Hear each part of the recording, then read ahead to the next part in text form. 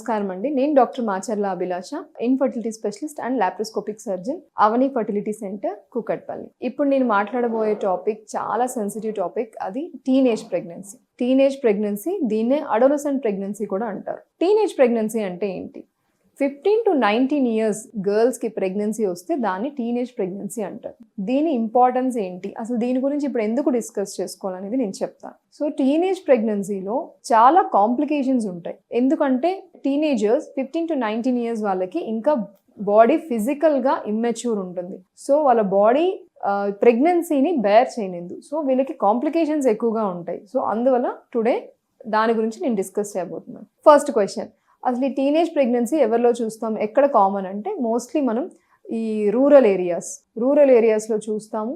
లేదా లో socio economic status, అంటే వాళ్ళకి ఎవరికైతే ఎడ్యుకేషన్ లేదు, వాళ్ళకి అంత అవగాహన ఉండదు, సో వాళ్ళల్లో ఎక్కువ చూస్తూ ఉంటాం.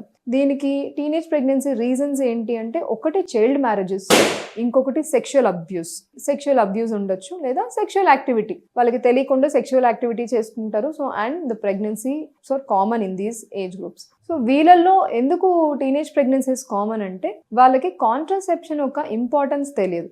అండ్ కాంట్రాసెప్టివ్స్ దొరకడం కూడా అంత ఈజీ ఉండదు. ఈ రూరల్ ఏరియాస్లో ఇంత కాంట్రాసెప్టివ్స్ అంత ఈజీగా దొరకవు. సో అందుకని వీళ్ళకి ప్రెగ్నెన్సీస్ అనేది ఎక్కువగా ఉంటుంది. అండ్ పోస్ట్ పోన్ చేసుకోవాలి, మనము ఇంకా ఏజ్ తక్కువ, ప్రెగ్నెన్సీ పోస్ట్ పోన్ చేసుకోవాలి అన్న నాలెడ్జ్ కూడా వాళ్ళకు ఉండదు. సో దీనివల్ల అన్ఇంటెడ్ ప్రెగ్నెన్సీస్ ఆర్ అన్వాంటెడ్ ప్రెగ్నెన్సీస్ కూడా ఉంటుంది. వాళ్ళకి తెలియకుండానే ప్రెగ్నెన్సీ అయిపోతారు, మళ్ళీ వద్దనుకుంటారు, అబార్షన్స్కి వస్తారు. సో ఇలా చాలా కాంప్లికేషన్స్ ఉంటుంది. సో నెక్స్ట్ ఏమి కాంప్లికేషన్స్ చూస్తాం, ఇన్ కేస్ టీనేజ్ ప్రెగ్నెన్సీ వస్తే ఏమి కాంప్లికేషన్స్ చూస్తాం?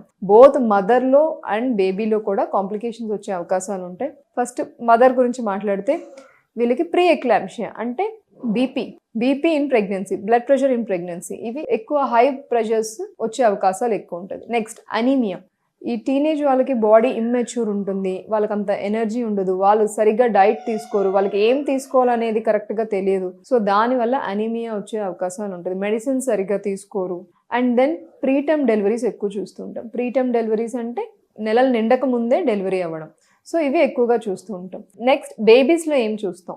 బేబీస్లో ఈ మదర్కి బీపీ వచ్చిన వల్ల, హై బ్లడ్ ప్రెషర్స్ ఉన్న వల్ల బేబీస్లో ఐయుజిఆర్ అంటే వాళ్ళ వెయిట్ పెరగకపోవడం, బేబీకి కరెక్ట్గా బ్లడ్ ఫ్లో సరిగ్గా లేకపోవడం, ఈ అనిమియాలో, ఈ ప్రీ ఎక్లాంప్షియాస్లో అన్నిట్లో కూడా ఐయుజిఆర్ బేబీస్ అనేది ఎక్కువ కామన్గా ఉంటుంది. అండ్ కొన్నిసార్లు బేబీ లోపలే ఐయుడి అంటే డెత్స్ అయ్యే అవకాశాలు కూడా ఉంటుంది. ఈ సివియర్ ప్రీ ఎక్లాంప్షియా సివియర్గా వచ్చింది అంటే. And in case pre time delivery అయితే, నెలలు నిండక ముందే బేబీ పుట్టింది అంటే, ఆ బేబీకి ఒకటి లో వెయిట్ చాలా తక్కువ ఉంటుంది, పుట్టగానే వెయిట్ చాలా తక్కువ ఉంటుంది. సో బేబీకి బ్రీతింగ్ ఇష్యూస్ వస్తాయి, దానివల్ల ఎన్ఐసీయూలో పెట్టాల్సి ఉంటుంది. అండ్ ఇన్ఫెక్షన్స్ ఎక్కువ వచ్చే అవకాశాలు ఉంటాయి. సో ఇవన్నీ చాలా కాంప్లికేషన్స్ ఉంటుంది టీనేజ్ ప్రెగ్నెన్సీలో. దీన్ని ఎలా అవాయిడ్ చేయొచ్చు అంటే, ఒకటి టీనేజ్ ప్రెగ్నెన్సీస్ రాకుండా వాళ్ళకి ఆ ఎడ్యుకేషన్ ఇచ్చి మనం టీనేజ్ ప్రెగ్నెన్సీస్ అవాయిడ్ చేయొచ్చు. ఇన్ కేస్ ఒకవేళ ప్రెగ్నెన్సీ ఆల్రెడీ వచ్చింది అంటే, వాళ్ళకి ఇమ్మీడియట్గా గైనకాలజిస్ట్ దగ్గరికి వెళ్ళి ప్రాపర్ కేర్ తీసుకోవడం, ప్రెగ్నెన్సీ కేర్ ప్రాపర్గా తీసుకోవడం, ప్రాపర్ డైట్ తీసుకోవడం, ప్రాపర్ ప్రికాషన్స్ తీసుకోవడం, ఇలాంటివి ఖచ్చితంగా చేయాలి. Thank you.